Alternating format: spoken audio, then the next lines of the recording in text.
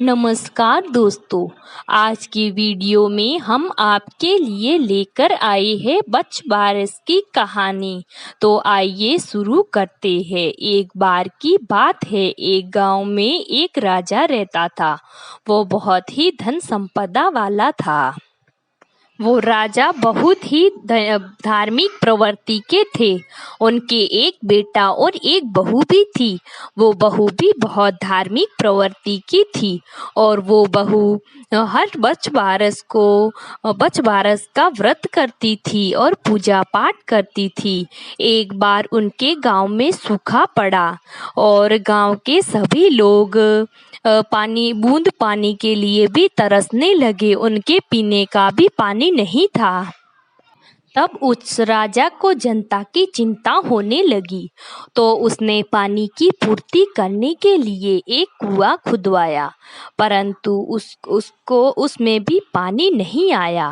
फिर उसने उसको और गहरा करवाया, फिर भी पानी नहीं आया। तो राजा ने हवन करवाया, लेकिन उससे भी कोई फर्क नहीं पड़ा। फिर राजा ने संतों से पूछा, तो संतों ने राजा से कहा कि अगर तुम अपने पोते की बलि चढ़ा दोगे तो कुएं में पानी आ जाएगा। फिर राजा तो उनकी बात सुनकर चिंतित हो गए और सोचने लगे कि वो अपने पोते की बलि कैसे दे सकते हैं और वो अपने बहू और बेटे से क्या कहेंगे। वो चिंता करते करते घर पहुँचे और थोड़े ही दिनों में राखी का त्योहार आया। तो उसकी बहू राखी का त्योहार मनाने के लिए अपनी पीहर चली गई। तो राजा ने उसके पोते को अपने पास ही रख लिया। फिर राजा सोचने लगा कि बहू तो पीहर चली जाएगी तो पीछे से वो अपने पोते की बलि चढ़ा देगा। फिर वो राजा अपने पोते को लेकर कुएं के पास चला गया और वहां पर उसने पंडितों को बुलाकर हवन करवाया और बाद में घर आते समय उसने अपने पोते को कुएं के अंदर फेंक दिया, जिससे उन साधु संतों की बात सच हुई। कुआं धीरे धीरे पूरा भर गया, लेकिन उसके अंदर उसका पोता डूब गया। पोते के डूबने का उस राजा को बहुत दुख था, परंतु एक इस बात की भी संतुष्टि थी कि गांव वालों को पीने का पानी मिल जाएगा। अब राजा को इस बात की चिंता सताने लगी कि वो अपनी बहू से क्या कहेगा जब बहू पोते के बारे में पूछेगी। फिर वो चिंता करते करते घर चला गया और कई दिनों तक उसने अपनी बहू को पियर से घर नहीं बुलाया। फिर उधर बहू भी सोचने लगी कि बहुत समय हो गया मुझे आए हुए और अभी तक घर से कोई बुलावा नहीं आया है।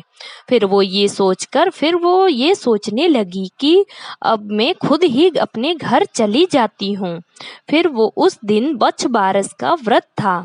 वो आते आते रास्ते में उस गांव में भरे हुए कुएं को देखती है, जिसे देखकर वो बेहद खुश हो जाती है कि उसके भी गांव में अब पानी की कोई कमी नहीं है, अब कोई भी प्यासा नहीं रहेगा। और फिर वो एक पेड़ के नीचे वहीं बैठ जाती है। तभी वहां से एक गाय और बछड़ा आते हैं। फिर वो उनको देख के सोचने लगती है कि मैं यहीं पर कुएं के पास स्नान कर लूं और यहीं तालाब के पास बैठकर पूजा भी कर लूं। बच बारस की पूजा करके फिर मैं घर चली जाऊंगी। बहू ने ऐसा ही किया। वहां नहा धोकर कुएं के पास बैठकर पूजा करने लगी। फिर बहू ने वहां नारियल चढ़ाया और गाय माता की अच्छे से पूजा की। बच बारस का व्रत रखा हुआ देख भगवान श्री कृष्ण उस बहू पर बेहद प्रसन्न हुए और उन्होंने उसके बच्चे को जिंदा कर दिया और वो वहां पर खेल रहा था। तब जब उसकी माँ ने उसे वहां देखा तो वो उसे लेकर अपने घर की ओर चलने लगी। जब उसके ससुर को ये बात पता चली कि बहू गांव वापस आ रही है तो वो बेहद चिंतित हो गया और फिर वो कुएं की तरफ जाने लगा। जब वो कुएं की तरफ जा रहा था तो उसने देखा कि उसकी बहू और उसके आगे आगे उसका पोता आ रहा है। तो ये देखकर ससुर चकित रह गया और उसने जाते ही अपनी बहू के पैर छुए। ये देखकर बहू ने कहा, आप ये उल्टी गंगा क्यों बहा रहे हो? आप मेरे पैर क्यों छू रहे हो, जबकि आपके पैर छूने का हक मुझे है। तभी उसके ससुर ने कहा कि बेटा तुम धन्य हो।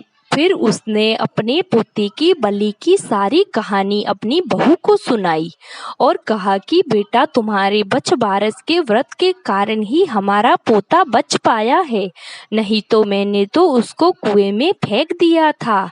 तुम धन्य हो जो तुमने व्रत किया जिससे मेरे पोते को भगवान जी ने जीवित कर दिया।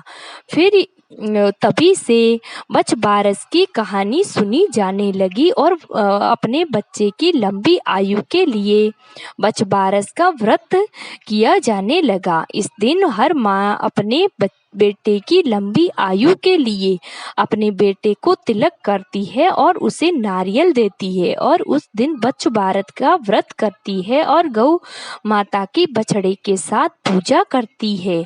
तो हे प्रभु, इस व्रत को करने वाले, कहानी सुनने वाले और हुंकारा भरने वाले सभी की मनोकामना को पूर्ण करना। जय हो भगवान श्री कृष्ण की और गौ माता की जय हो।